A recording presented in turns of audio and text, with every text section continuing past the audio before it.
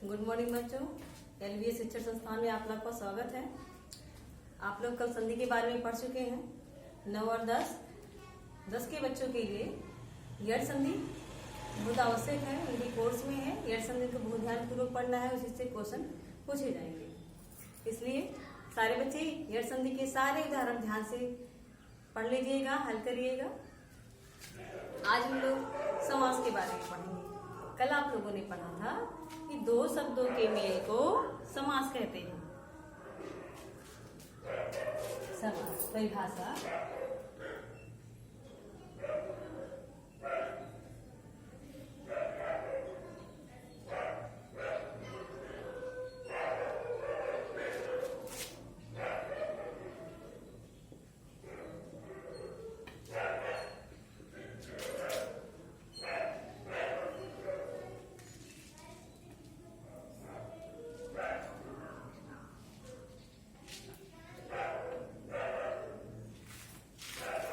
शब्दों के मेल को समास कहते हैं, जबकि दो वर्डों के मेल को संधि कहा जाता है। एकदम क्लियर हुआ? अब आप लोग भूलेंगे नहीं।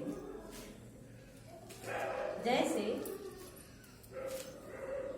बे नकाब। समास में दो पद होते हैं। हम देखते हैं कि एक पद ए है और एक पद ए है। यथा संभव,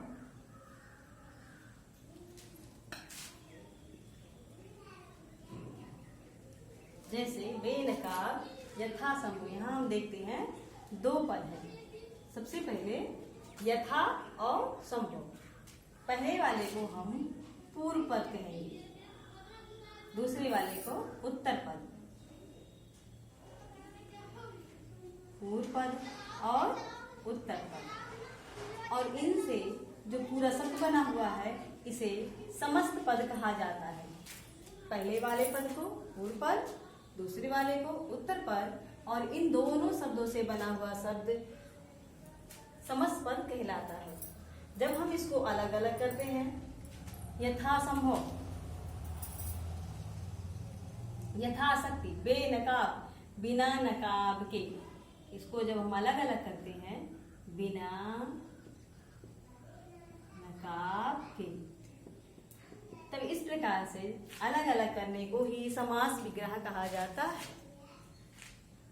क्या कहा जाता है? समास विग्रह कहा जाता है। इस प्रकार से दो शब्दों के मेल को समास कहते हैं।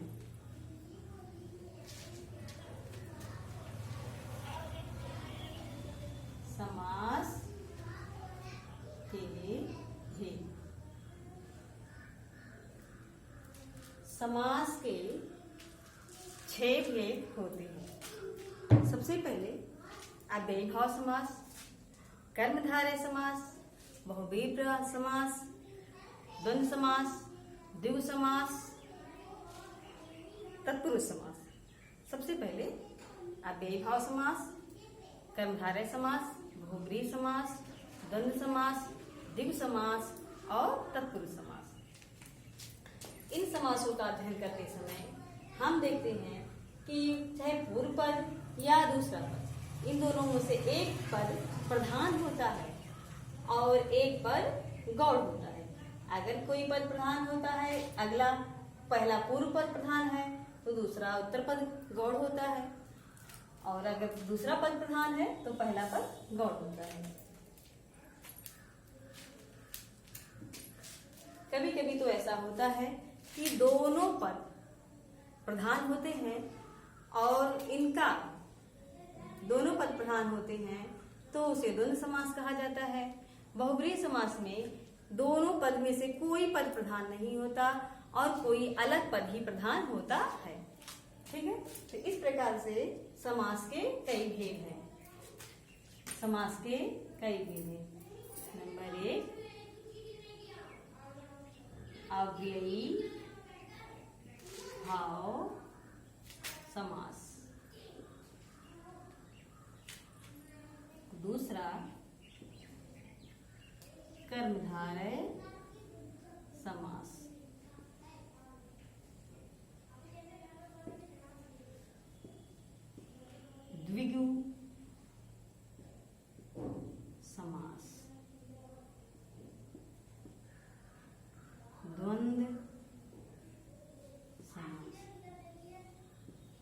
समास को कभी भी गलत मत लिखिएगा।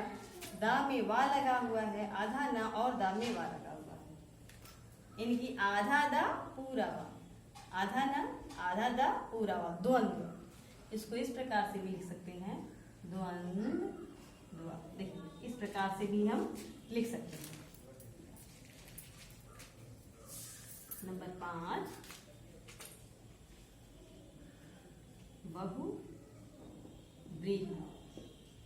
एकदम सही लिखेंगे, बहुव्रीहि समास।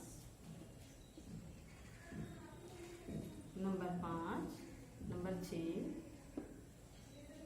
तत्पुरुष समास।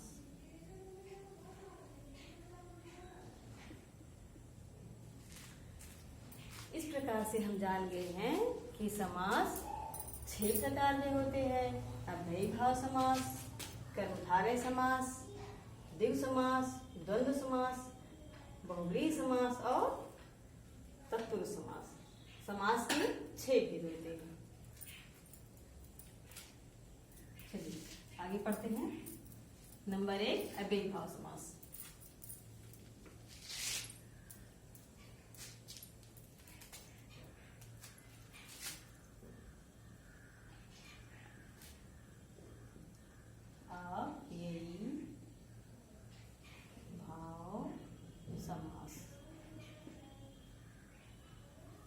अव्यय नाम से प्रकट हो रहा है कि अव्यय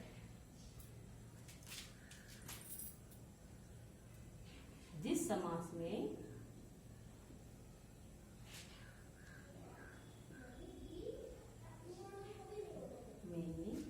पूर्व पद अव्यय हो, पूर्व पद अव्यय हो,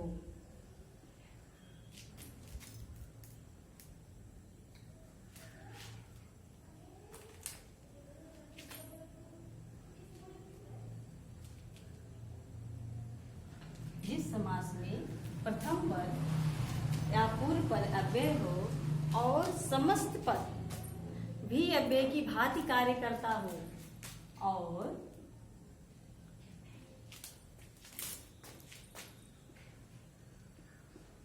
समस्त पद भी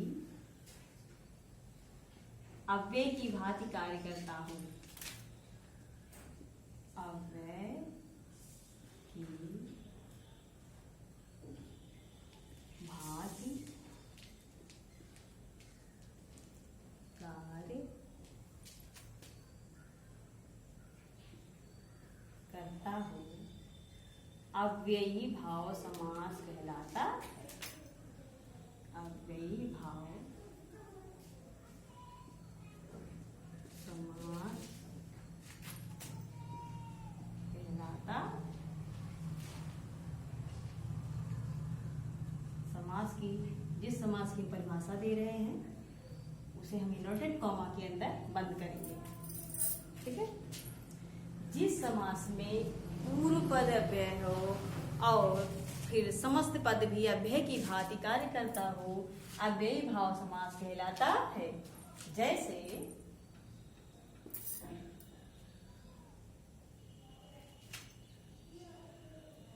यथा समय, यथा समय समास विग्रह करेंगे। इसको जब समास जो शब्द इकट्ठा रहता है उसे समस्त पद कहा जाता है, इसे समस्त पद कहते हैं। और जब हम अलग अलग करेंगे तो उसे समास विग्रह कहेंगे। जब हम उसे फैलाएंगे, अलग अलग करेंगे तो उसे समस्त विग्रह कहेंगे। यथा समय, समय के अनुसार, समय के अनुसार।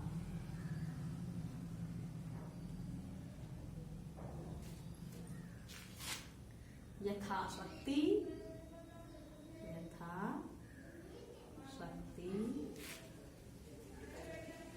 शक्ति के अनुसार।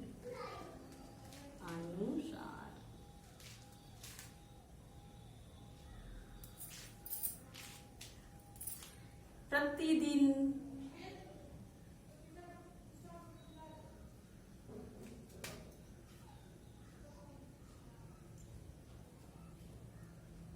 प्रतिदिन, इसका क्या होगा? प्रत्येक दिन।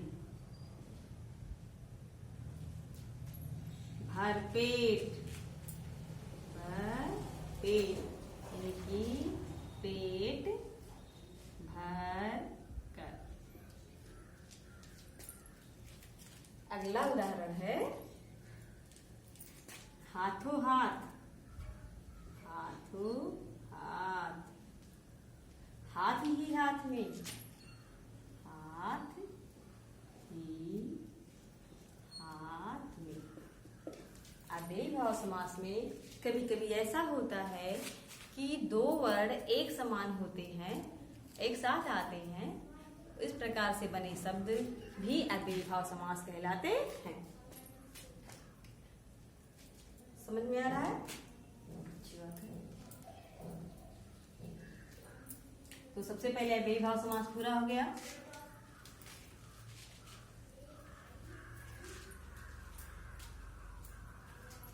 दूसरा है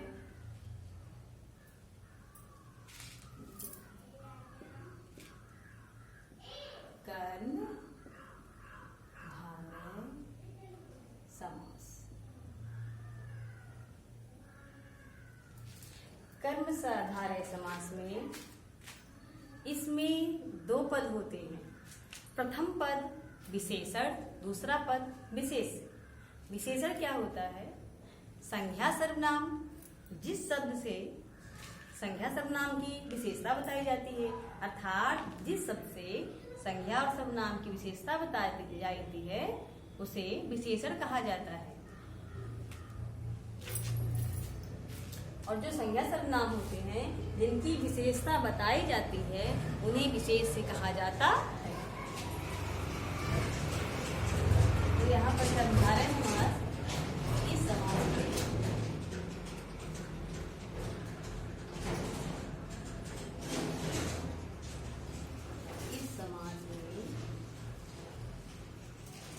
पूर्व पद विशेषण और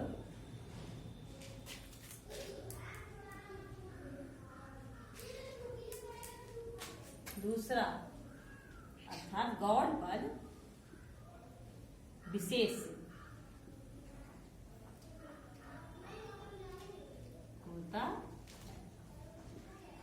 इसी प्रकार से प्रथम पद उपमेय और दूसरा पद उपमान होता है।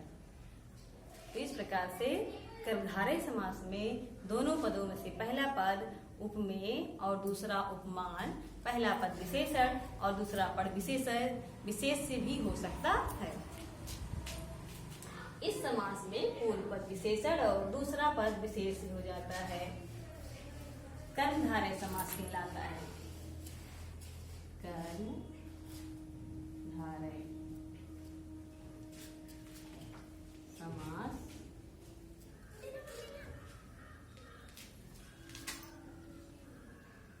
कहलाता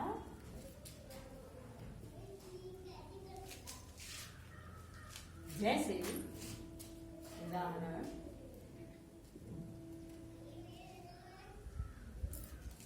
नील कमल।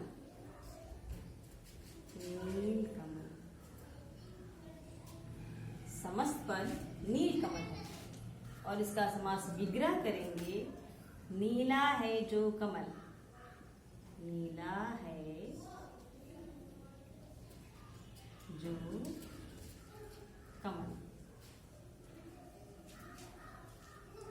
कमल नयन। कमल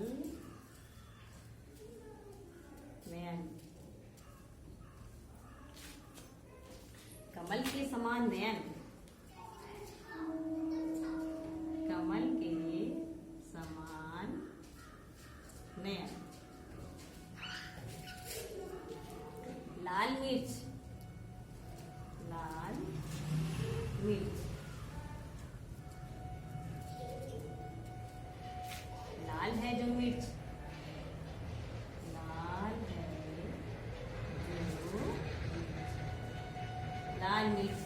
प्रकार से काली मिर्च, हरी मिर्च आप समास विग्रह कर सकते हैं। कभी कभी ऐसा देखा जाता है कि एक समान शब्द आने पर, जैसे कमल नयन, इसका अगर विग्रह करते हैं कमल के समान नयन, तब तो कर्मधारय समास होगा। अगर हम इसका विग्रह करेंगे कि कमल के समान नयन वाले अर्थात विष्णु जी, तब वहां पर बहुव्रीहि समास हो जाएगा। इस प्रकार से हम देखते हैं कि हमारे समास विग्रह, इस प्रकार से हम समास विग्रह करते हैं तो समास विग्रह के आधार पर समास अलग अलग हो जाते हैं। अगर समास विग्रह ऐसा करेंगे कि कमल के समान नयन, तो यहाँ कर्मधारय समास हो जाएगा। और जब हम कहेंगे कि कमल के समान नयन वाले अर्थात विष्णु जी, तो वहां बहुव्रीहि समास हो जाएगा। चरण कमल,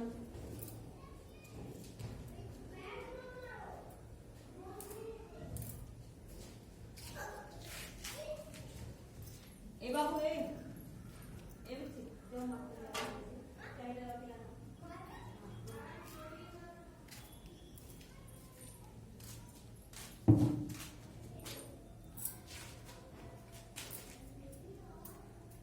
आप लोगों ने पढ़ा होगा, चरण कमल बंदो हरि राई, मैं भगवान विष्णु के चरण रूपी कमलों की वंदना बार बार करता हूँ। इस प्रकार से चरण कमल, चरण रूपी कमल, तो वहां पर भी कर्मधारय समास होता है।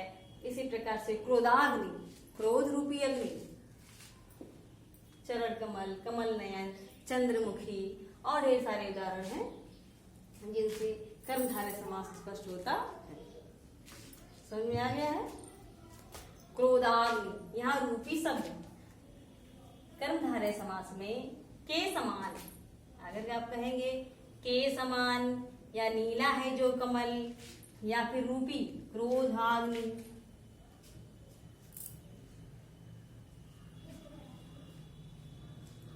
क्रोधाग्नि। आगे बेटा कहाँ है?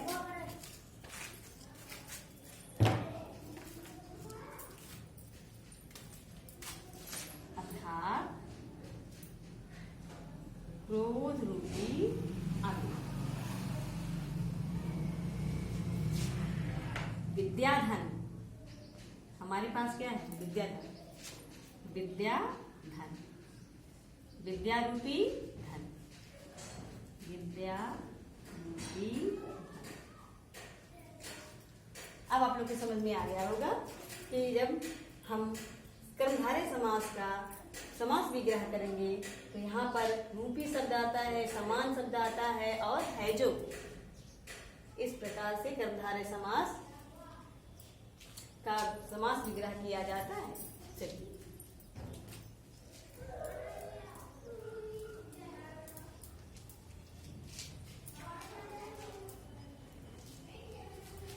अगला समास है द्विगु समास। द्विगु समास,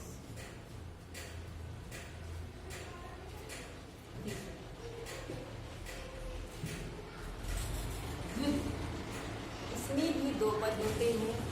प्रथम पद संख्यावाची और दूसरा पद, प्रथम पद संख्यावाची होता है और दूसरा पद गौड़ होता है। प्रथम पद इस समास में,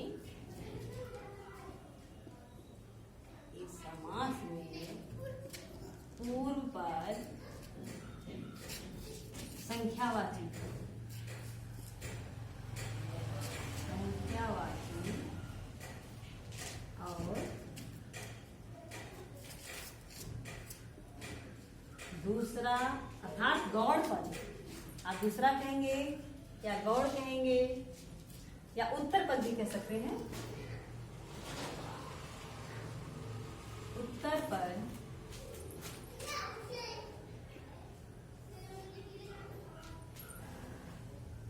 गौड़ होता है।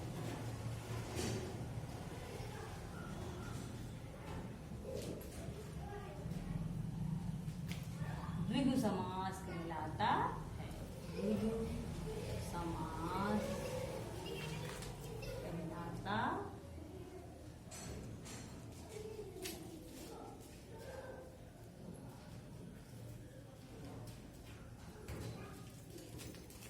द्विगु समास में पूर्व पद संख्यावाची और उत्तर पद गौड़ होता है। इस प्रकार से द्विगु समास कहलाता है। विग्रह करने पर समाहार, समूह आदि शब्द आते हैं। जैसे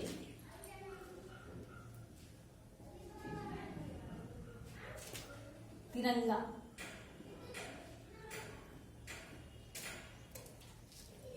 तीन रंगों का समूह,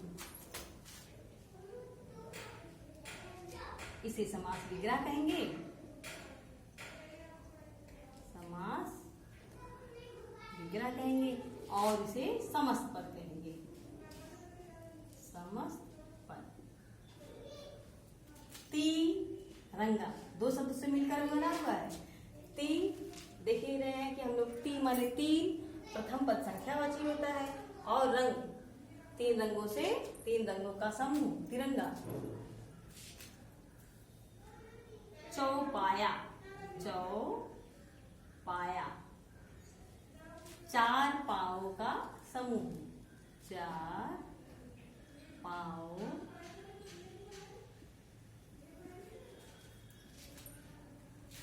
का समूह। कभी कभी चौपाया माने जानवर भी लगा लेते हैं जिसके चार पैर होते हैं, तो चार पांवों का समूह इसलिए होगा। दोपहर, दोपहर दो पैरों का समूह या समाहार भी कह सकते हैं। दो पैरों का समाहार।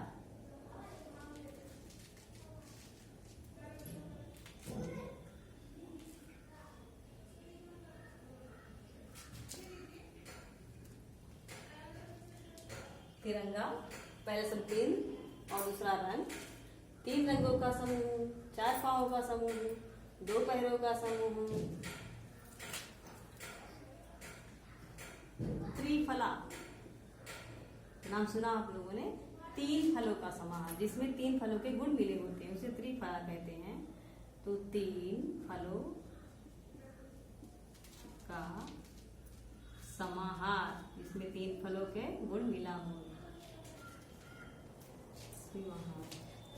चौतरफा, चौतरफा चारों तरफ का समाहार, चारों तरफ का समाहार। दुपट्टा आप लोगों ने नाम सुना होगा ना, दुपट्टा। हाँ, ये क्या है? दो पटों का समाहार है। ये दो पटों का समाहार। इस प्रकार से हम जान गए हैं कि द्विगु समास में प्रथम पद संख्यावाची होता है, दूसरा पद गौड़ होता है। तिरंगा संज्ञा या सर्वनाम कह लीजिए। तिरंगा तीन रंगों का समूह, चौपाया चार पांवों का समूह, दोपहर दो पैरों का समूह, त्रिफला तीन फलों का समाहार, चौतरफा चार तरफ का समाहार और दुपट्टा दो पटों का समाहार। द्विगु समास के समास विग्रह करते समय इसमें समूह और समाहार आदि शब्द आते हैं और प्रथम पद संख्यावाचक होता है। चलिए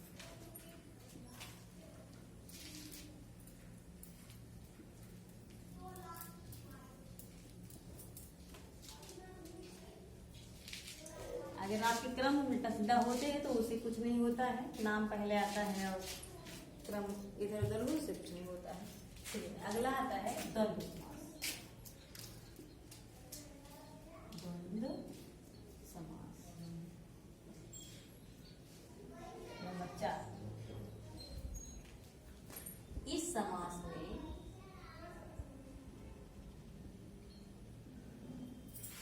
द्वंद्व समास में दोनों पद, आप लोग जानते हैं कि प्रथम पद और द्वितीय पद, पूर्व पद और गौड़ पद, तो दोनों पद ही प्रधान होते हैं, द्वंद्व समास कहलाता है।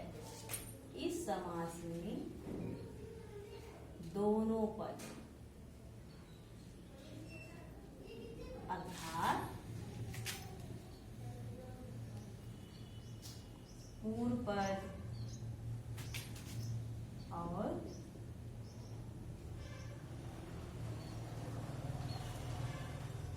गौड़ पद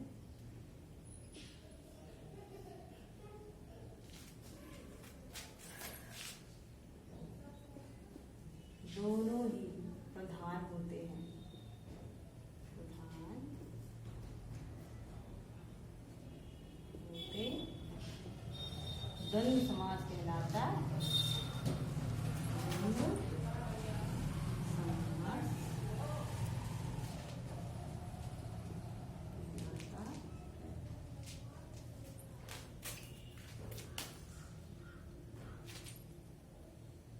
द्वंद्व समास में दोनों पद प्रधान होते हैं। जैसे